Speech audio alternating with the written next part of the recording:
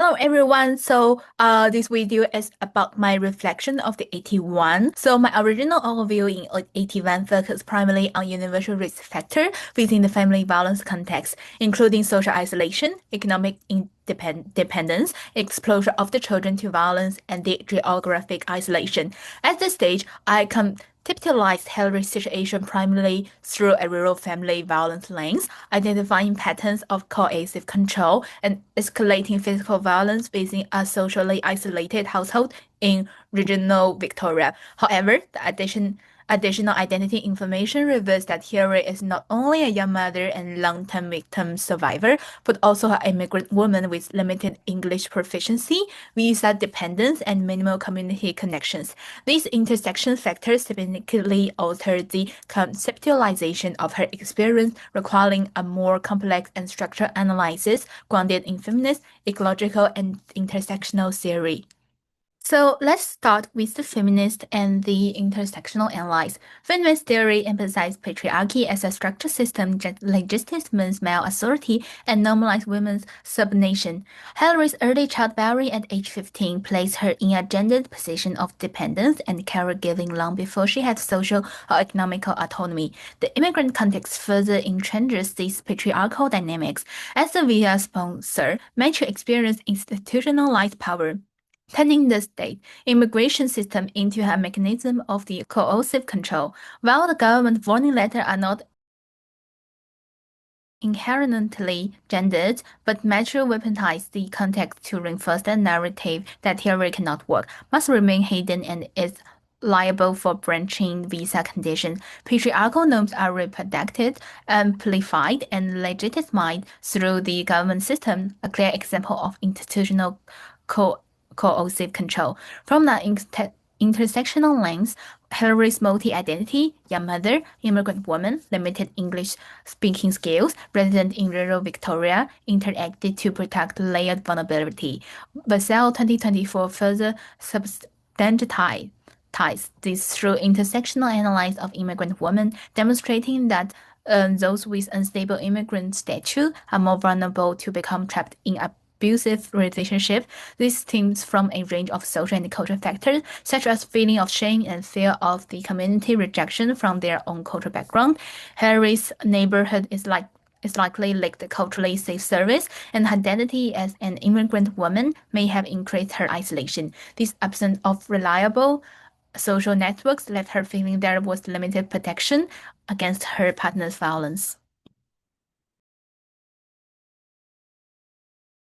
Intersectionalizing theory highlights that her oppression cannot be understood through gender alone. Race, class, language, culture, and immigrant status shape her risk and isolate her from accessible support.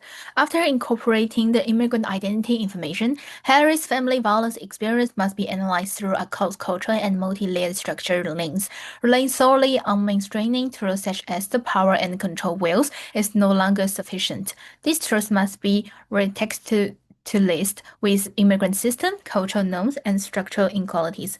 In terms of emotional and psychological control, Hillary's experienced long-term humiliation and ingratiations. However, cultural value-related shame, family honor, and maintaining marriage further pressure her into silence. These cultural expectations intersect with immigrant-related vulnerabilities, intensifying the impact of emotional abuse. Economic control have also become structurally reinforced. Metro forbids her from working, and the government warning letter suggested that Hillary's activity could jeopardize the family visa statute. This transforms economical control from a private power dynamics into one intentionally supported by the institutional mechanism. Hillary is fully aware that the attempt at independence, such as just working, might be endanger the whole family, a fear that keeps her family constrained. Additionally, Matthews asks the children to monitor their mother's behavior, straining the family monitoring and place the psychological bonds on the children. In immigrant family, the overlaps with language and cultural barriers, pushing the children into an inappropriate adult rules where they translate, interpret, and mediate between the parents and the system. Okay, When viewed through the feminist ecological framework, the multi-layer structure of family violence becomes even clearer. At an individual level, Harry's limited English proficiency, earlier pregnancy, and restricted education and lake system knowledge all increase her vulnerability and reduce her capacity to respond to violence. At the relationship level, Matthew's almost more than 20 years pattern of escalating abuse aligns closely with Marmon in indicators of evidence of escalation and visa dependence, making it significantly harder for Hillary to live compared to the non-immigrant woman. At the community level, research shows that the rural communities often rely heavily on informal care networks provided by family and neighbors. However, Hillary lives in a predominantly Australian community without accessing to culturally familiar networks or sharing language pals, severely limited the practical or emotional support she can receive locally. For many immigrant women, mistrust of institutions is already common, and rural service limitation, including limited interpreter, further obstruct seeking help. At a structural level, immigration police and sponsoring arrangement and cultural gender norms collectively reinforce matrix control. CALD women frequently fear that they will not believed by police, and inadequate interpreter provision can lead to misidentifications or inaccurate risk assessment. Most importantly, the immigrant system brings the disproportionation power to sponsors, which within a family violence context become a potential tool for abuse. Hillary's situation is therefore far more complex than present in AT1. Immigrant statute acts and structural risk amplifier, intensifying coercive control, isolation, and independency. Her case must be redefined as an intersectional and structural reinforcement of family violence, where gender, cultural, class, immigrant, and rurality interact to produce heightened vulnerability. This means that the barriers she faced in living the relationship are far greater than those of non-immigrant women, and all risk assessment and intervention factors must center immigration significant structure factors as a core analytical components. Okay, now we can jump to the risk and protective factors. The additional immigrant identity information does not merely add new risks, it fundamentally transfers how of each of those risks should be interpreted. When viewed through migration and cultural lens, the risk become more severe. I will using culturally anchored theory, CALD family violence framework, and Marron's migration significant risk indicators. So first, we talk about the escalating family and risk of physical harm. AT1 identifies massive escalation, accumulating in hospitalization level assault. With Howler's migrant identity considered, this pattern must now be understood as a significantly more dangerous. Migration-related family violence literature shows that the migration women experience additional layers of vulnerability due to the cultural, gender, class, and regional inequalities that intersect with state immigrant and welfare politics. This means that first, Hillary's ability to flee is severely limited by her belief that leaving the family could jeopardize the enter family's visa, and her unfamiliar with Australian system limited her capacity to interpret risk or seeking safety, and then her lack of the independent access to mainstream service evaluates the likelihood of the future harm. Now we talk about the control behavior and financial abuse. In AT1, financial abuse was conceptualized as Matthew's control over income and spending. With new identity profile, this is clearly that the economic abuse Hillary faces is not merely the interpersonal but institutionally reinforced through the visa sponsorship system. Matthew warning that her working could get the family deported is not a typical financial abuse indicators. They are a form of system abuse unique to the migrant woman. As research on CALD family violence notes, men may weaponize the immigrant process to maintain dominance, transforming the state into an unintentional ally in a coercive control. This refers Matthew's behavior as institutionalized coercive control, a form of serious risk behavior not mentioned in AT1. Okay, now we talk about the emotional abuse in AT1. So in AT1, I already identified emotional abuse. Now Hillary's CALD background reveals additional demonstrations of harm. CALD family violence framework emphasizes that the emotional abuse is often intertwined with cultural expectation of obedience, pressure to maintain family unity, avoidance of the shame and the community judgment, the fear of being ostracized or dishonored of the family. For Hillary, emotional abuse is therefore not only interpersonal but deeply embedded in cultural norms about gender, marriage, and silence. They correlate directly with Malum indicators of spiritual and cultural abuse and over and honor-based concern. So what was previously understood as a verbal degradations must now be reframed as culturally and amplified, psychologically compounded emotional abuse. Isolation is also a big part in AT1. In AT1, isolation was primarily attributed to geography remoteness and the family member missing in her life. And now the migrants information shows that Hillary's isolation across three interlocking levels. First is the language isolation. Her limited English severely limited her ability to read the government letter, navigate surveys, and communicate in crisis. This constitutes a direct moral risk factor as the lake interpreter are crossing, increasing the misidentification and the underassessment. The second one is the cultural isolation.